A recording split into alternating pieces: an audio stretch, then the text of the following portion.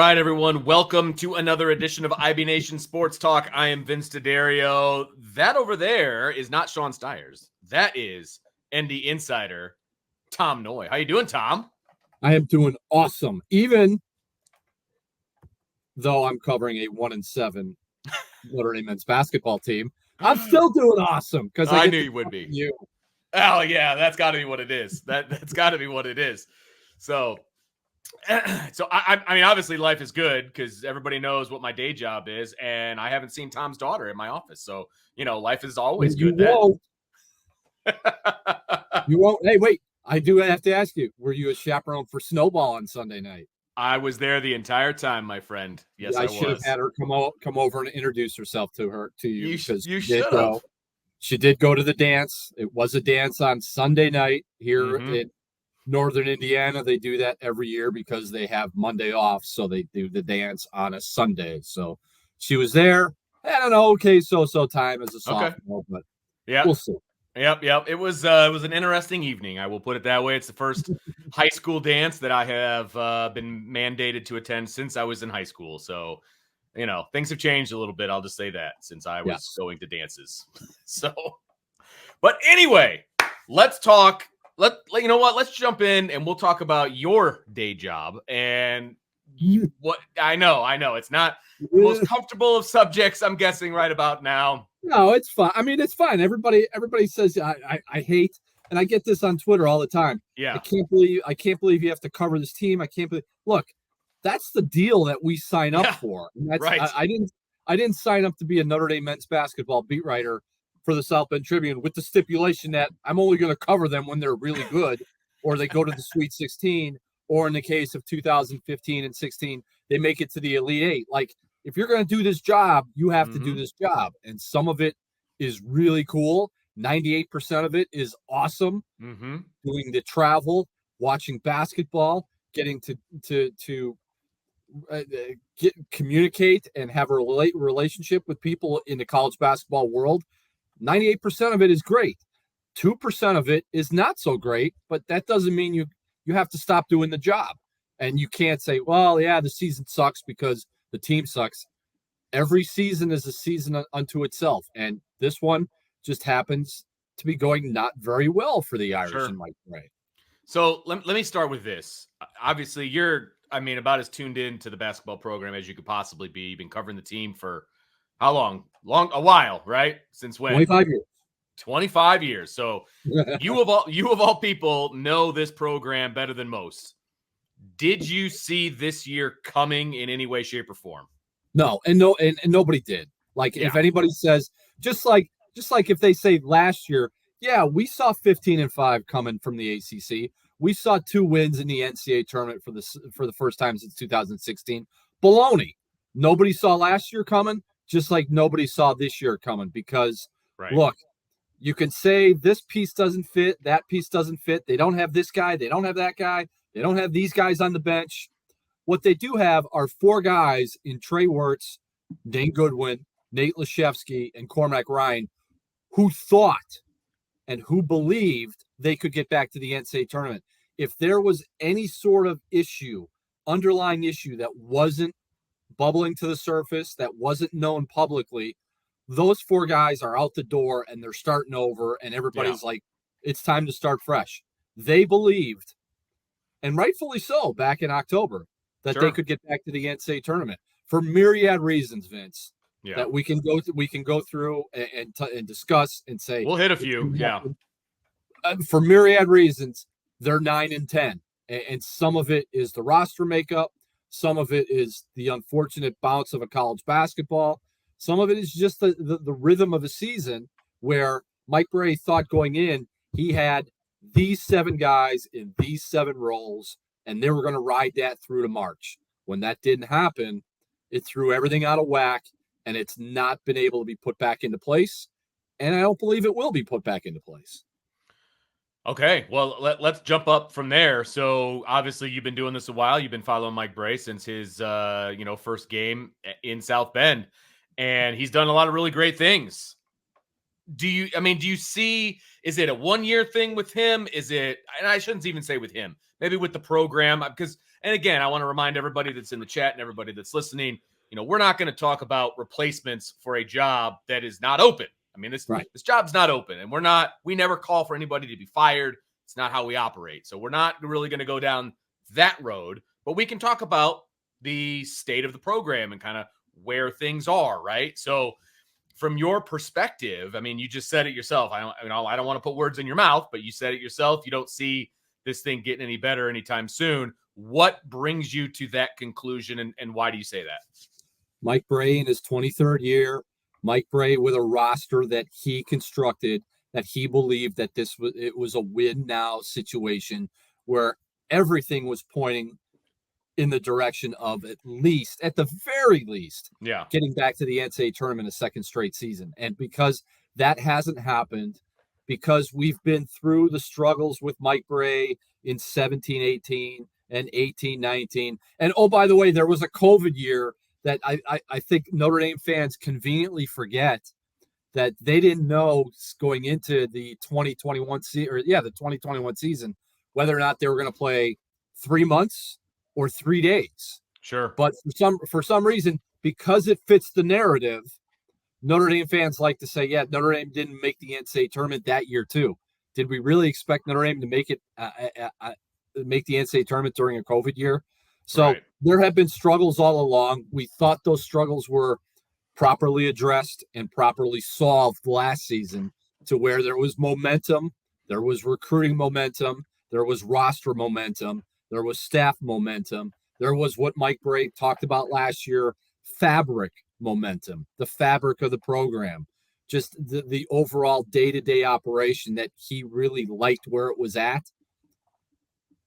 All of that has just kind of dissipated and faded. And if you saw Mike Brey's post-game meeting with the media after the Florida State game, you can see that every button, whatever it is, young guys, let's do this lineup. What about the old guy? Let's do that. Every button, every conceivable button. Now that everybody's going to say, well, he hasn't pushed the bench button. Look, Dom Campbell, Tony Sanders, Matt Zona are not ACC ready. And that's the way this program operates. Like, you're not going to play as a freshman or a sophomore, sometimes as a junior, but as a senior, you have to play. That's the way the program has long operated. Mike Brey's not going to stray from that. Mike Brey believed he could ride this group one more season back to the NCAA tournament. And when it doesn't happen and it starts falling apart, and you see the way they lose games at home to Syracuse, at Boston College, at Florida State, when they have a chance for the game-winning bucket at the end of regulation there with Cormac Ryan. Oh, but the fifth-year guard turns it over, and they lose by one.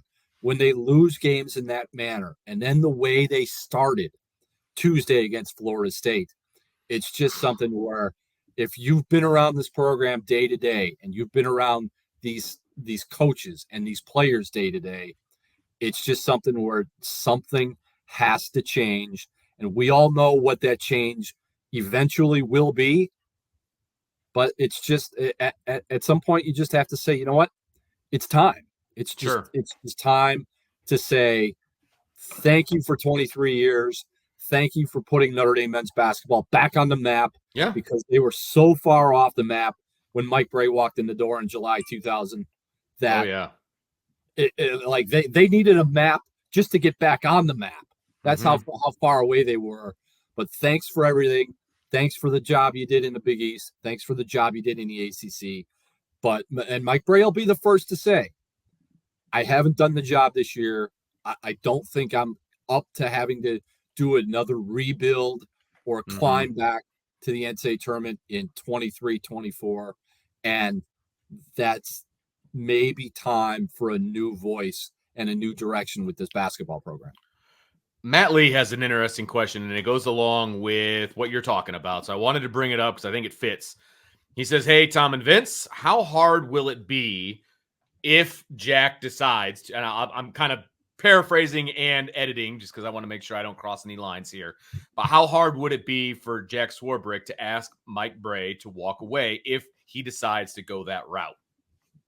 Not very hard, because it's never going to get to that situation. I think Jack Swarbrick is on the record with the South Bend Tribune, with ND Insider, as saying Mike Brey can coach at the University of Notre Dame for as long as Mike Brey wants. He's earned that right as the winningest coach in program history. He's earned that right for having to steer them through the Big East and all the changes that went through the Big East, for having to steer them through the ACC, where, oh, by the way, they did win a conference tournament championship, where some teams in that league have been there for 50 plus years and have never done what Notre Dame did in year 2 in the ACC.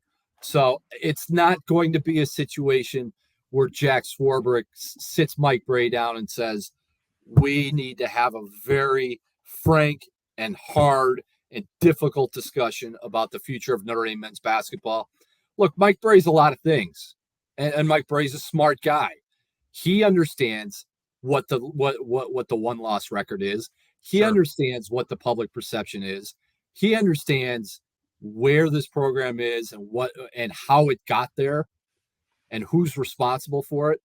Mike Brey is not going to hang around the Notre Dame men's basketball program just to collect a nice little paycheck, or I should say a nice big paycheck, right? Monthly or however he's compensated. When Mike Brey when Mike Brey knows it's time to go, guess what? He's going. Okay. All right. So this is I'm going to ask Tom's opinion on this one, right? How frustrating must it be for Mike Brey?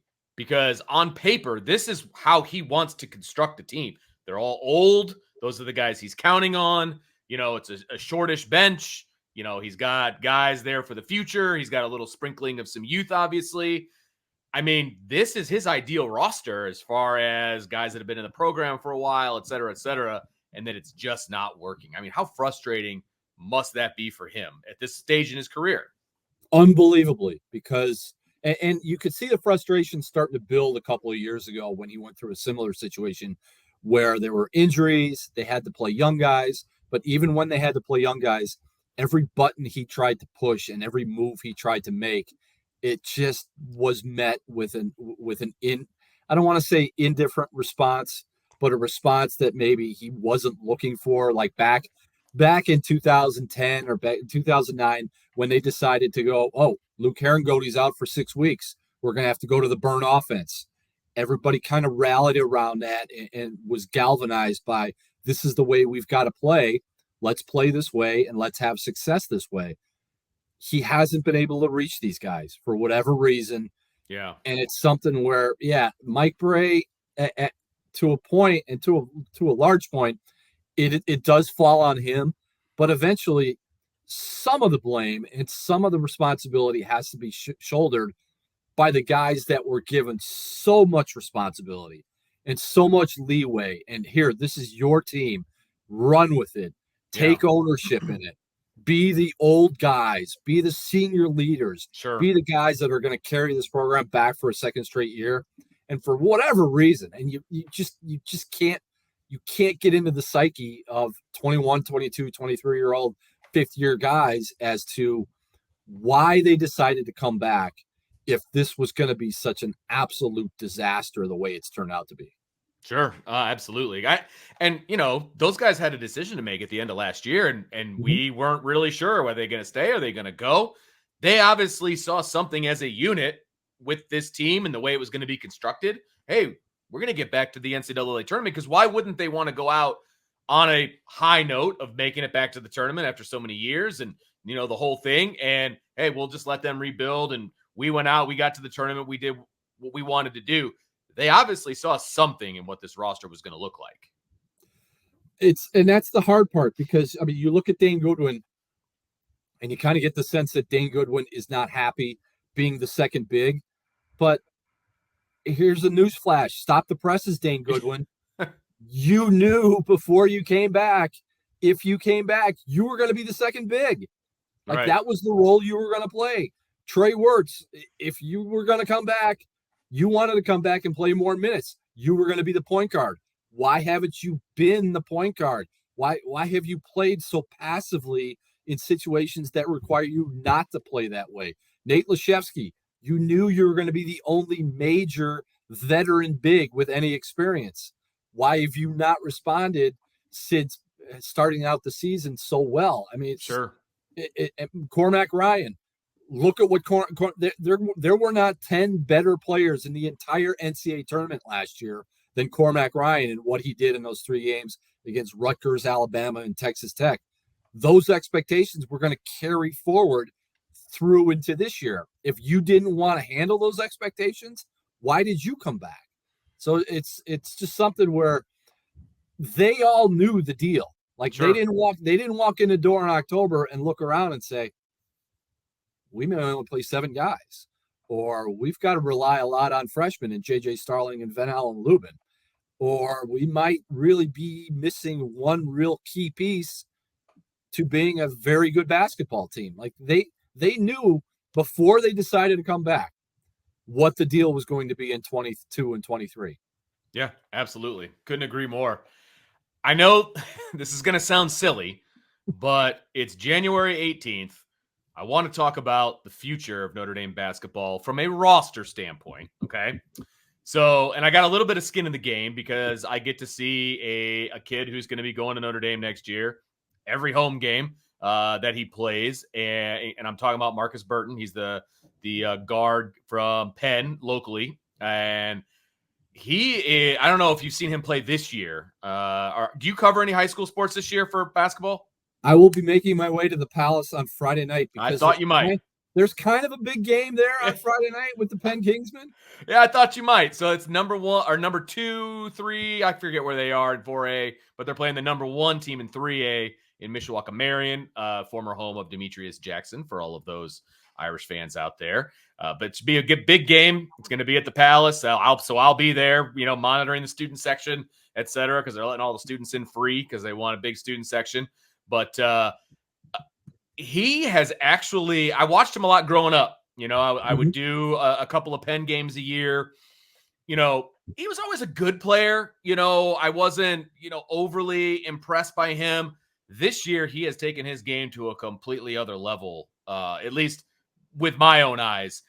He's a little undersized. I think he's 6'1". At least that's what they say that he is. I don't even know that he's that, to be honest with you. 5'11". Yeah, I think that's probably more. I think that's more accurate. But he is so good with the basketball, around the rim, his shot, all of the above.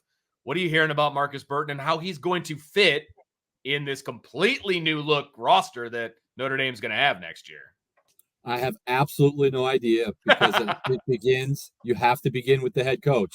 And as we sit here on January 18th, we don't know what the head coaching situation is going to be. Now, that said, regardless, whoever the coach is, whether it's Mike Brey, nothing changes. Status quo. Marcus Burton's going to come in. He'll be able to be a complementary piece. Sure. If JJ Starling sticks around with a backcourt that features JJ Starling and maybe Marcus Burton. I don't think Marcus Burton is a starter as a freshman, regardless of who the coach is, but he's got a chance to be a really good college guard. He's got to get on a weight program because as dynamic as he is playing in the Northern Indiana Conference, he's still playing in the Northern Indiana Conference. He's undersized. Yeah. He's very undersized. Yeah. He's very small, but whoever the coach is, I think will be able to find a place for Marcus Burton because let's just say hypothetically, there's a new coach at the University of Notre Dame for men's basketball.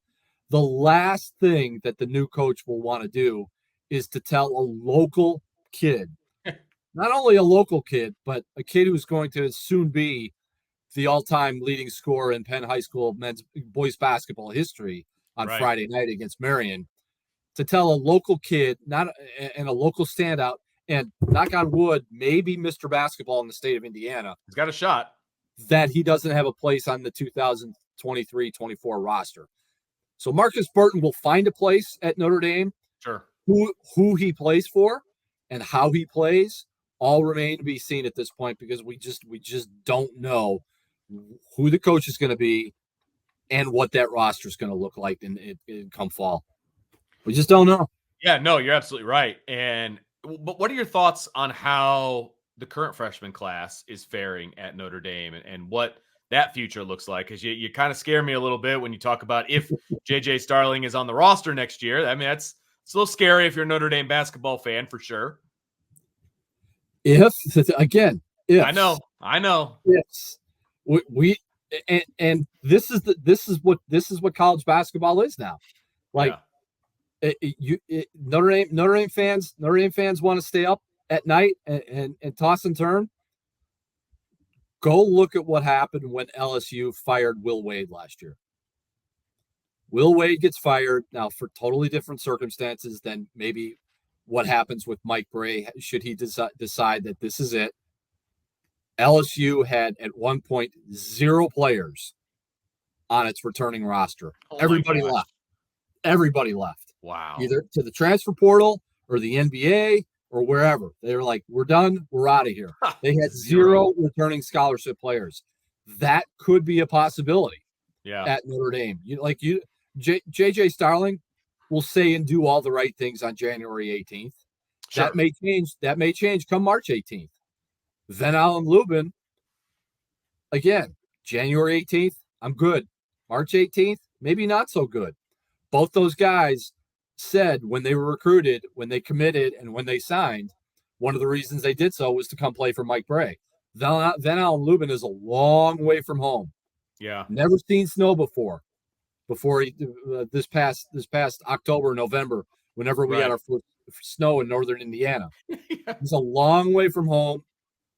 Had a lot of SEC schools looking at him last year, but when he decided to commit, what's the coaching staff situation? What's the assistant coaching staff situation? Does Ven see himself at Notre Dame for a year or 2 years? Those are all questions that remain to be seen. I cannot sit here on January 18th and say for certain there's anybody returning on this roster next year. Like, you can say there may be a few guys coming back. You can say there's nobody coming back. Yeah. You have no idea, because that's the way of the college basketball world, especially in the transfer portal.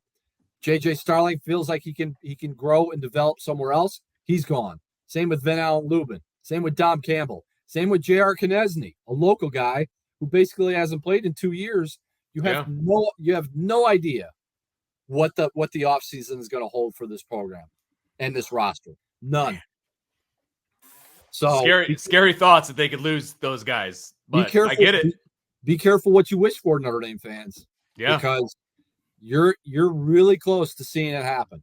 And when it does, hey, that's what you get when you decide you're going to make a coaching change. Mm-hmm. When somebody decides they're going to leave. This is the way of the college basketball world as we know it in 2023. Oh my gosh, that is just scary to think about. Okay. Well, let's put a bow on the basketball talk, at least between you and me.